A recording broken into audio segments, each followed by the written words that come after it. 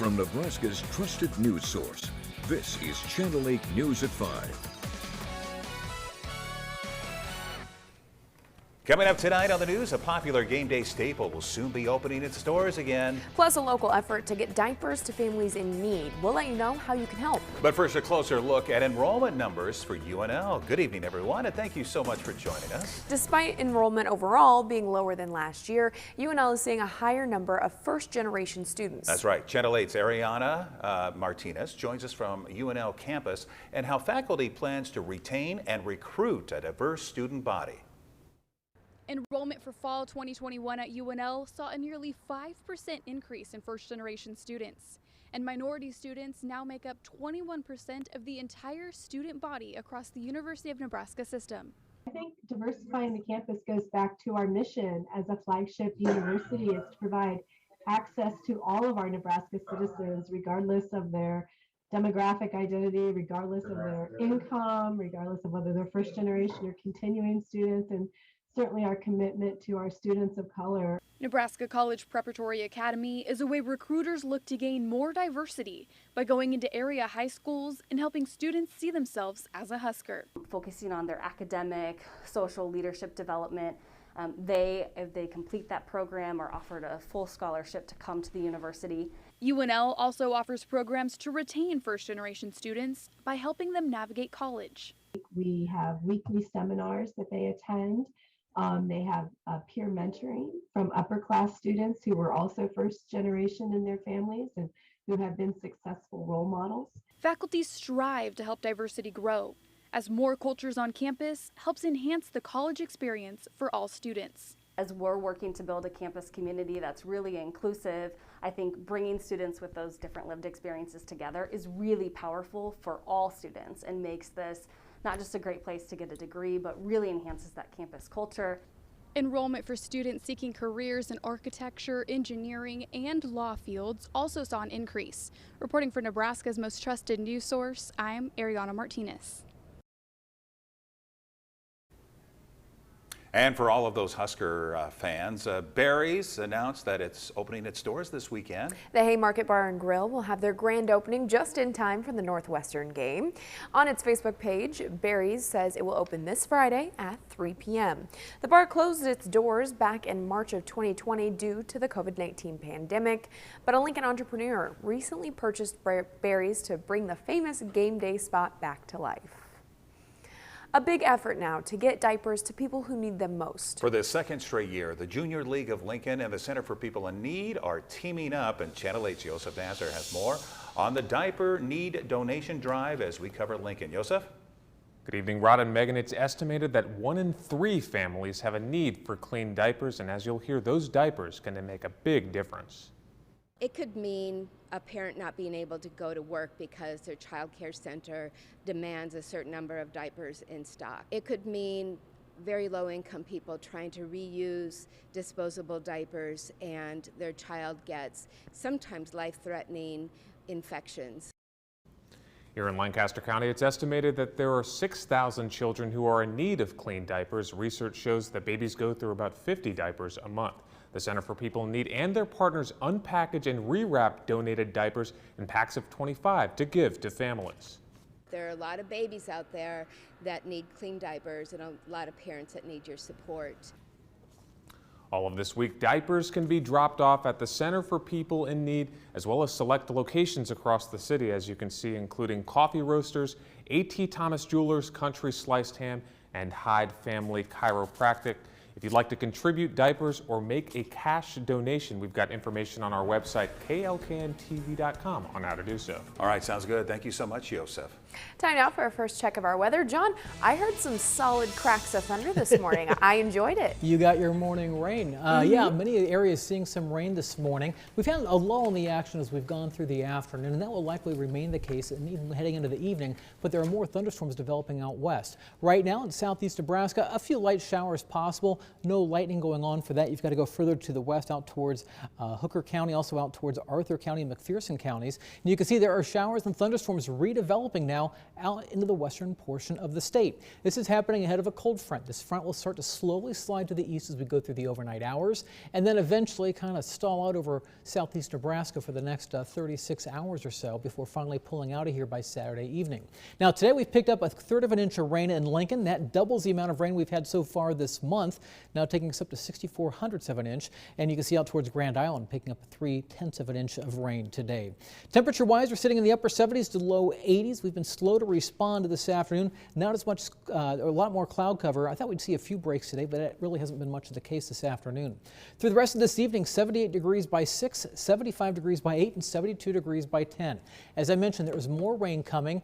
It may not be so much this evening, but overnight and tomorrow, you're probably going to want some umbrellas. We'll explain coming up in just a few minutes. Sounds great. Thank you very much, John. Now to the progress on Capitol Hill. Senators from both parties are nearing an agreement to avoid a government shutdown. And Speaker Nancy Pelosi announcing a House floor vote on raising the debt limit. ABC's Ika Jochi is in Washington with the latest. Today, Senate Republicans now at the bargaining table, negotiating with Democrats to avoid a government shutdown, which was poised to happen in just hours. Democrats don't want to shut down the government. Republicans don't want to shut down the government.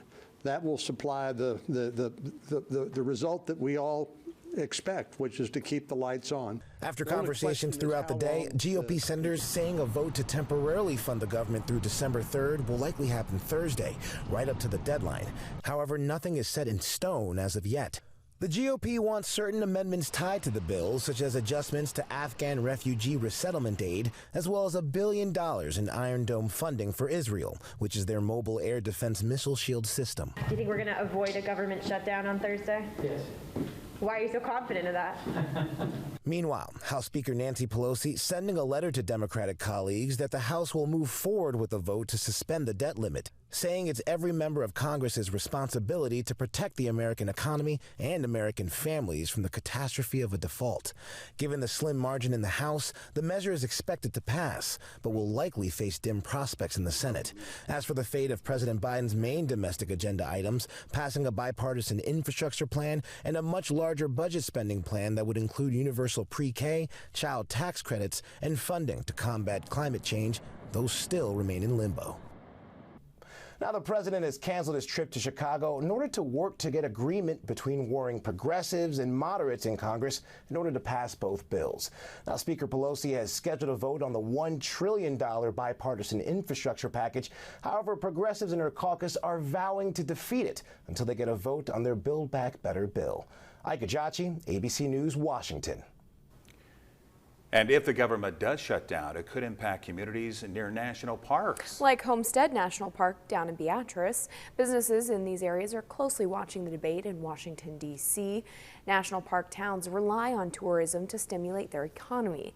But if the government shuts down, national parks will either open but not offer services or completely shut down. A new ABC poll shows President Biden's approval rating is dropping. 49% disapprove of his presidency, 45% approve.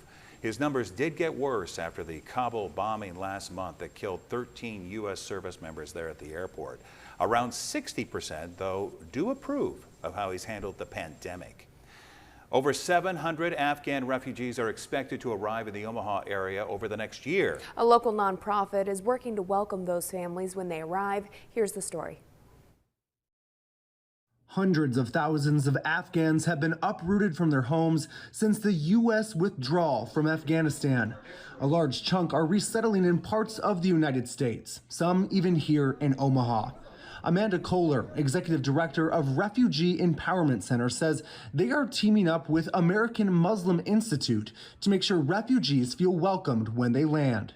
And one of the very first things is people's first impression of Omaha. You think about that after a long journey, that very first day, the second day, what do you think about your new community? And having a group of people that welcome you with a warm meal, that maybe understand your faith, speak your language, can just be a huge relief when you come to a new place. Kohler says the partnership is so much more than just a meal. It's a meal that leads to opportunities.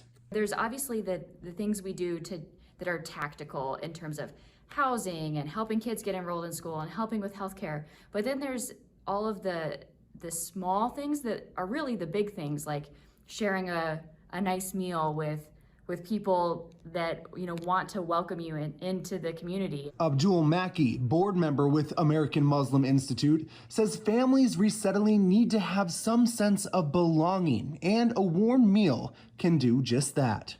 One, they are not going to be alone. Two, coming from a mosque, it means that they care enough, they are here, they are welcoming us. We're not alone here, so we can practice our faith here. He says the conversations that spark from sitting around a table and talking to like-minded individuals helps the transition process. Like, where to shop, where to eat, how to get from point A to point B, who is hiring, who is not hiring, where to live. Over the next year, Nebraska is expected to see more than 700 Afghan refugees filter into the state. And Kohler says it's going to take partnerships within the community to make all feel welcomed. You can find volunteer opportunities on our website under the links we mentioned tab. Still to come on the news tonight, lava continues on a path of destruction as it makes its way to the sea. That story and much more coming up right after the break. Your computer is your connection to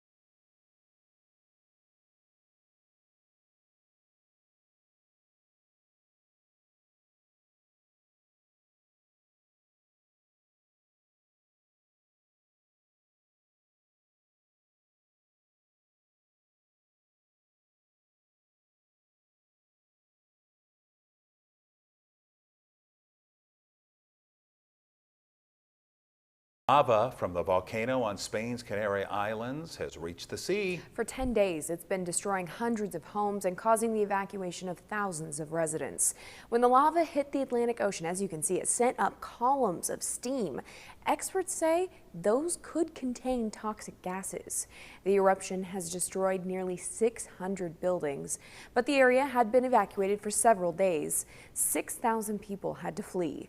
No deaths, though, or serious injuries have been reported. And a new tropical depression has formed in the Atlantic. It's likely to be named Tropical Storm Victor, and experts say it could become a hurricane on Friday.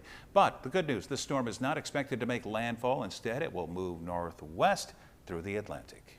And it's been a month since Hurricane Ida hit Louisiana. Small towns along the coast are still suffering, and many residents are still displaced from their homes. Churches and charity organizations are working to help those in need, but they say there aren't enough donations to go around. Now, your Storm Alert Team forecast with Chief Meteorologist John Dessauer. Some rain finally in the rain gauge. We've not had too much so far this month. Prior to today, we'd had 32/100ths of an inch officially in Lincoln. Well, today we doubled that, nearly 1/3 of an inch of rain falling. Lesser amounts down towards Beatrice, and I've got the radar estimate painted on behind it to give you some ideas of in between airport locations where rain has fallen. And it looks like there was a little narrow path of some showers and thunderstorms earlier on this morning. Anywhere you're seeing the yellows or the oranges, we're talking over an inch of rain, the radar is estimating. Right now, radar showing some very light showers, and some of this may not even be reaching the ground. We'll zoom in specifically to Lincoln, especially on the northwest side up towards North 14th Street, for instance, and out towards the airport. Some drizzle may be falling, some light showers or some sprinkles out there. I was just checking our camera at Owl, which I'll show you in just a moment, and not seeing any rain falling there just south of O Street. Now back out to the west, we do have more showers and thunderstorms. Some light rain heading up towards O'Neill right now, but you can see a cluster of thunderstorms developing out towards North Platte and out towards Ogallala. And then these are forming up ahead of a cold front that will slowly begin to move off to the east. That will bring the chance for rain further to the east. I'll keep a chance for an isolated shower in the forecast this evening, but you'll see how this quickly spreads through the overnight hours off to the east. Here we are at 5 o'clock tomorrow morning with some showers and thunderstorms around the Lincoln, Seward, Crete area, even out towards York, after already passing through Grand Island, Kearney, and Hastings. So we could hear a few rumbles of thunder late tonight and early tomorrow morning and just before sunrise tomorrow morning at 5 a.m. I'm not expecting any severe weather out of this, just again, an embedded or an occasional rumble of thunder, and that's about it. By 7 o'clock in the morning, still some showers and thunderstorms over Lancaster County and down towards Gage County. This moves off to the east. We'll see a lull for late morning, early afternoon before we see some more thunderstorms redeveloping towards the afternoon. This is at 3 o'clock. You can see stormcast just east of Lancaster County is where it's suggesting it could form and up towards the Omaha area, although I am going to keep a chance for some scattered showers or a thunderstorm in the forecast Thursday afternoon into Thursday evening. But notice by Thursday night, most of this rain begins to move on out of here for now. We've got more rain coming our way on Friday. Stormcast will show you how much rain it is suggesting. Some areas could see over an inch to another inch and a half on top of the 1/3 of an inch we already had in Lincoln. So totals could be approaching 2 inches by tomorrow night. Now on Friday morning, scattered light showers move back into the area, and I think we'll keep a chance for cloudy skies and a chance for some rain through most of today Friday. Friday evening, we begin to dry out, hopefully in time for some of the high school football games. Things will be dry. Saturday morning will start dry, but as we go through Saturday afternoon, we'll be close enough to one of these fronts that we'll keep a chance for some rain in the forecast, probably up through 8 or 9 o'clock Saturday evening, and then it begins to push off to the east. Here's a live look right now from Allo Communications. We've got cloudy skies outside right now. Temperatures in the upper 70s to low 80s. Temperatures for the rest of this evening will be dropping slowly through the 70s and into the 60s, not dropping off much, at least in Lincoln overnight, down to 65. However, behind the cold front will drop down into the 50s, back out towards the central part of the state. And for tomorrow, temperatures not warming up too much. Highs will only be in the mid 60s to low 70s. 7-day forecast shows 73 degrees on Friday. Again, a scattered shower possible. Scattered showers on Saturday. Same story on, well, actually not the same story on Sunday. Sunday actually dries out and looks much nicer, 73 degrees, and lots of sunshine to start next week, with our next chance for rain, maybe an isolated chance middle of next week. And then as we head towards the following weekend, temperatures in the upper 70s. Looks very comfortable. Yeah, much better than those 90s that we were seeing. Not quite as warm. It's a little bit more fall-like. Yes. All right. Thank you very much, John. Now to consumer news. Dollar Tree says customers can expect to spend more than $1 on certain products now. That's right. The company will be adding items that cost anywhere from $1 to $5. Dollar Tree says the price increases are due to higher wages and shipping costs. These products will be in 500 of its locations this year and eventually on the shelves of all 5,000 stores. And YouTube is cracking down on misinformation about the COVID-19 vaccine. That's right. The company said today it's going to remove videos that spread misinformation about any approved vaccine. Users who do so, they're going to be subject to YouTube's strike policy, which gives accounts 3 strikes for content that goes against its policies. And beginning Friday, the U.S. Postal Service will start new service standards for first-class mail and periodicals. This means slower delivery time for mail going cross-country and other long distances. And first-class packages will also be impacted. So you should send those holiday packages out sooner rather than later. They will also temporarily increase prices on commercial and retail domestic packages for the holiday season. Whether it's helping a family after a fire or being at Husker home games. The Red Cross is always there, but they could always use some extra help. Channel 8's Nathan Grieve has more. We do not require advanced training.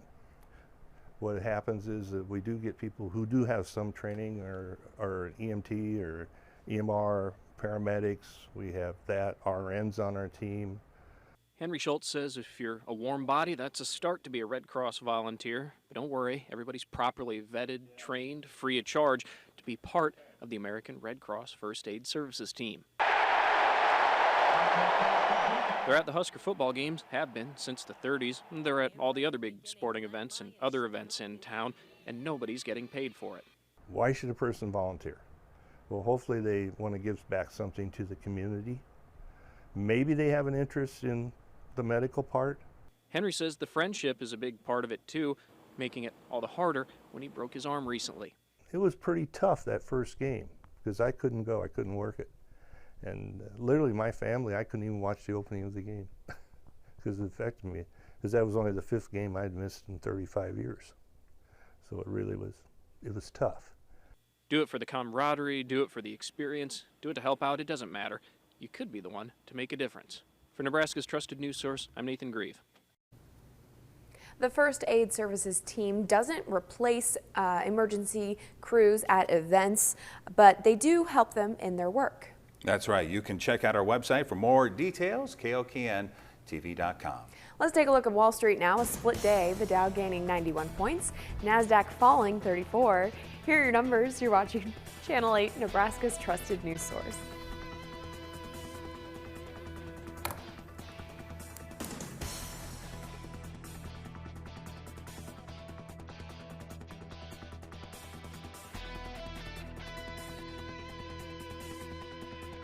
Tonight, after the powerful testimonies, get to the bottom of what happened.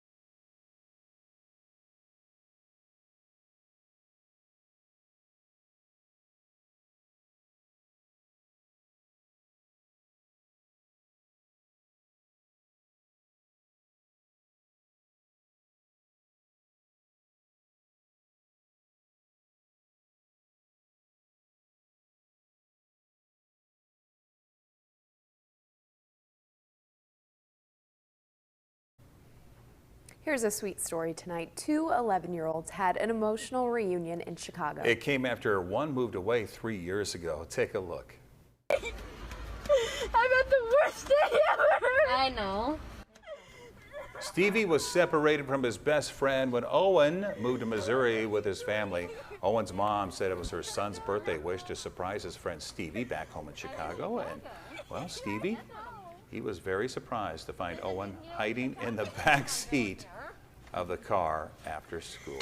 So that's kind of nice. Two old buddies getting back together. It's so hard when your friends move away. Yeah. I had one move away in elementary school. Sure. But she came back later. Oh, did she? Yeah. Oh, that's cool. Never to be forgotten. All right, let's get a final check of the weather with John. We're still dealing with a few light showers out around the area. Can't rule out the chance for an isolated shower as we go through the evening as well.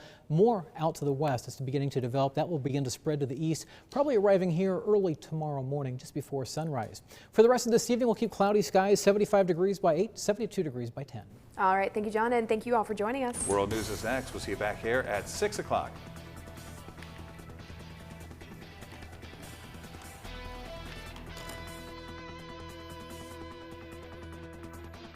With the Channel 8 Eyewitness News mobile app, you'll be the first to know. Get alerts about breaking news and weather, all in the palm of your hand.